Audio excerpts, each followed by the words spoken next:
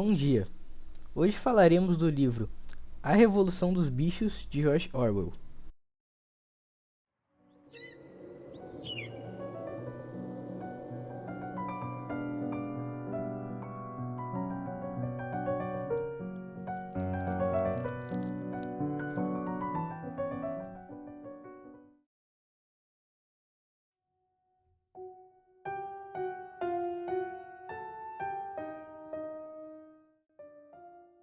O livro começa com o velho major, um porco reunindo todos os animais da granja de Solar para falar sobre um sonho que ele teve. Ele diz que os animais são explorados pelos seres humanos e que devem se rebelar para que possam ser livres.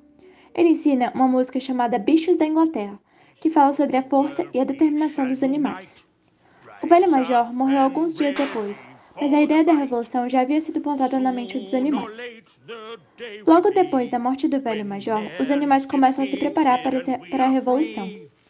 Eles expulsam o fazendeiro da fazenda e queimam todos os objetos que lembram os humanos. Os porcos se tornam os líderes da revolução e criam os 7 mandamentos, que estabelecem as regras da nova sociedade dos animais.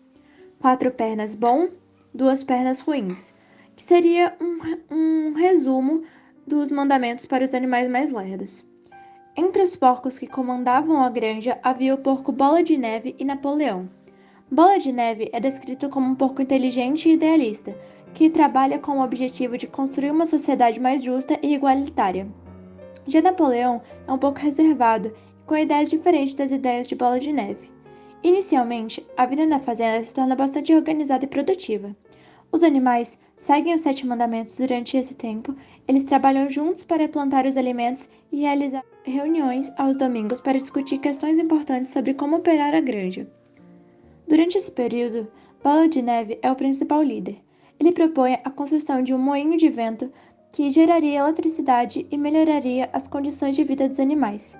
Ele também cria comitês especiais para tentar ensinar todos os animais a lerem e escrever.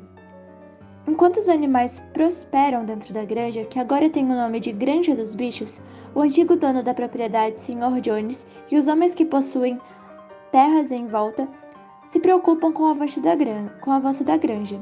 Eles pensavam que os animais morreriam de fome e não iriam saber administrar a granja, e pensam sobre a hipótese da revolução se espalhar para as outras propriedades. Assim, os homens decidem ir até a granja dos bichos e retirar os animais do poder. O confronto é extremamente complicado e ambos os lados ficam feridos. Bola de Neve liderava a defesa com coragem e estratégia, enquanto Napoleão e seus seguidores ficaram escondidos e não participaram diretamente da luta. Esse confronto foi conhecido como a Batalha do Estábulo. Depois da Batalha do Estábulo, a liderança dos animais ficou dividida entre Bola de Neve e Napoleão, que tinham ideais totalmente opostos, por isso viviam brigando.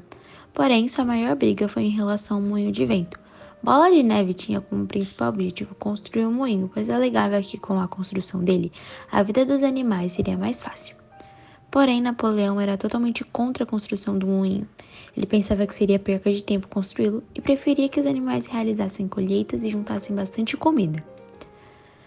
Quando Bola de Neve terminou seu projeto do moinho de vento, convocou uma reunião para explicar para o resto da granja quais seriam os materiais necessários e quanto tempo iria ser necessário para a construção, que seria finalizada em torno de 1 ano. Porém, ao final da reunião, Napoleão aparece junto de vários cachorros e manda que eles persigam Bola de Neve, que foge da granja e nunca mais é visto. Depois disso, a liderança é totalmente entregue para Napoleão, que tem um mandato caracterizado por sua tirania, autoritarismo e falta de liberdade. Napoleão usou a força para manter o controle e criou leis que beneficiavam ele e seus aliados. Napoleão também usou os antigos mandamentos para manipular os outros animais e justificar suas ações. Ele distorceu a verdade e enganou os outros animais para que acreditassem que ele estava trabalhando para o bem de todos os animais, quando na verdade ele estava trabalhando apenas para manter o seu próprio poder.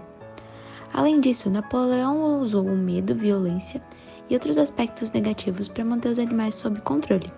Ele criou um grupo de cães que usava para intimidar e punir os animais que desafiassem seu poder. Essas táticas opressivas levaram à repreensão e à falta de liberdade para os outros animais, que se tornaram cada vez mais oprimidos e desesperados sob o governo de Napoleão. Napoleão, após a saída de Bola de Neve, diz que quer realizar a construção do moinho de vento, coisa que ele não queria que fosse realizada durante o período que trabalhava junto de Bola de Neve. Porém, a construção do moinho teria o prazo de 2 anos, que era diferente do prazo inicial de 1 ano estabelecido por Bola de Neve. Inicialmente, os outros animais estavam entusiasmados com a ideia do moinho de vento, mas rapidamente se tornou evidente que a construção seria muito mais difícil do que o previsto. Os porcos que eram responsáveis pelo projeto não tinham habilidades técnicas e nem experiências em engenharia, comparados com as experiências e técnicas do antigo líder Bola de Neve, o que resultou em muitos erros e atrasos. Apesar das dificuldades, os animais trabalharam duro para conseguir construir um moinho de vento. No entanto, à medida em que o projeto avançava, Napoleão começou a mudar as regras. Ele reduziu as rações de comida dos animais para economizar dinheiro e colocou o trabalho em ritmo mais acelerado, sem dar aos animais tempo para descansar. Ele também mudou as metas do projeto e exigiu que o moinho de vento fosse construído mais rápido do que o planejado. Em geral, o moinho deu muito trabalho para os animais e ele foi destruído 2 vezes ao decorrer do livro.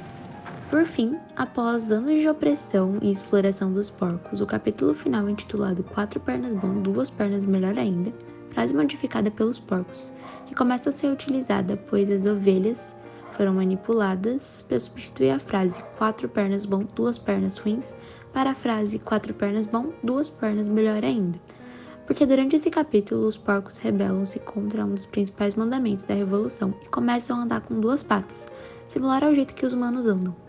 No final, mostra os animais reunindo-se na janela da sala de jantar da casa da granja, que voltou a ser chamada de Granja do Solar, onde eles veem os porcos governantes agora vivendo com os humanos, os porcos desfrutando de luxos como bebidas alcoólicas e jogos de carta, enquanto os outros animais passam fome e são maltratados. Os animais analisam a cena e percebem que os porcos governantes se tornaram tão corruptos que agora se parecem muito com os próprios humanos.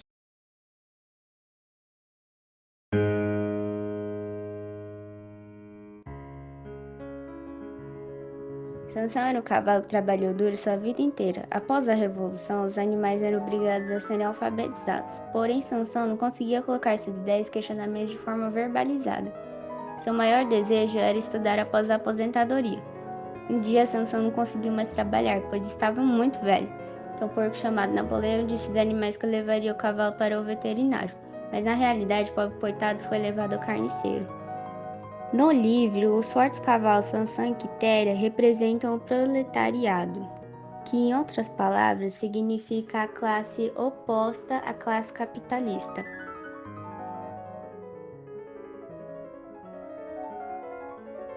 O primeiro mandamento fala que qualquer coisa que ande sobre 2 pernas é inimigo, sendo que no início do livro os humanos são expulsos da fazenda. Porém, ao final do livro percebemos uma mudança em relação a esse ponto, onde os porcos passam a andar sobre 2 patas e a receber presença de humanos novamente à fazenda.